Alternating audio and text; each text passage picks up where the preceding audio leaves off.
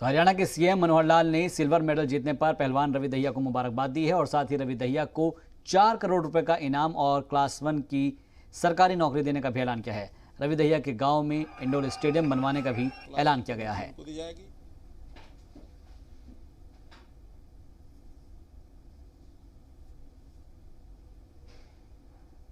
के एक वीर सपूत ने और सिल्वर मेडल जो हमको मिला है, तो सिल्वर मेडल में खेल में ये हार जीत तो एक प्रकार का उसका एक हिस्सा होता है खेल का, लेकिन फिर भी अच्छे खेल खेलने के नाते से उसको जो सिल्वर मेडल मिला है, हरियाणा सरकार जो हमारी अपनी पॉलिसी है, क्लास 1 की नौकरी ये उनकी सुनिश्चित की गई है। सिल्वर मेडल का जो हमारा प्राइज है वो 4 करोड़ रुपए का प्राइज है, तो 4 करोड़ रुपए की राशि भी ये उनको नियुक्त